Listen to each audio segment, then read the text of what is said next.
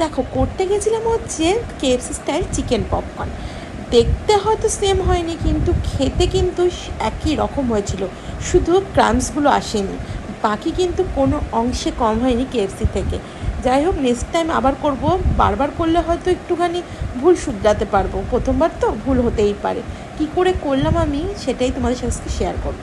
ফার্স্টে আমি boneless chicken নিয়ে নিয়েছিলাম একটু ছোটো ছোটো টুকরো করে, তারপরে নুন আর হচ্ছে একটুখানি গ্রিন চিলি সস আর আদা রসুন আর হচ্ছে কাঁচা লঙ্কা একটু গ্রেট করে নিয়েছিলাম। 1.5 ঘন্টা মতো রেস্টে রেখে দিয়েছিলাম ম্যারিনেট করে।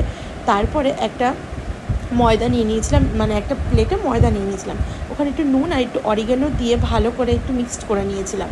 তোমরা চাইলে একটু চিলি ফ্লেক্সও দিতে পারো। আমি তারপর একটা একটা করে চিকেনটা নিয়ে একটু ভালো করে কোট করে নিয়েছিলাম। এখানেই কিন্তু শেষ নয়, এখানে ক্রামসটা খুব ভালোই এসেছিলো, কিন্তু আমি তারপরে কি করেছি, ওটাকে জলে একটুখানি চুবিয়েছি যাতে ক্রামসটা আর একটু ভালোভাবে আসে। তো সেটাও এসেছিলো ভালো করে, দেখো এইভাবে ঠিক করে নিয়েছিলাম।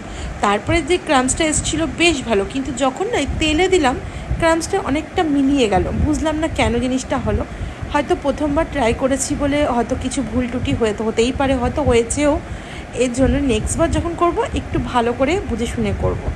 দেখেছো ক্রামস কী সুন্দর দেখা যাচ্ছে, বোঝা যাচ্ছে, কিন্তু যখনই আমি তেলে ছেড়েছি তারপরে যখন ভাজা হয়েছে ক্রামসগুলো জানি না কেন বোঝা গেল না খুব একটা।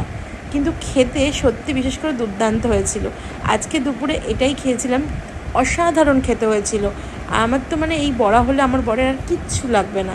ডালের সাথে খেতে খুব বেশ ভালোই লাগছিলো। তোমাদের কেমন লাগলো কমেন্টে কিন্তু জানাবে। আর এই যে তোমরা যদি বাড়িতে করে খাও, আমি বলবো কোনো অংশ, এমনি তো চিকেন পকোড়া খেতে আমরা কম বেশি সবাই খুব ভালোবাসি, আর তার মধ্যে যদি হয় এরকমই, তাহলে আর কার না ভালো লাগে। এরকম বৃষ্টি বৃষ্টি ওয়েদারে বলো তো।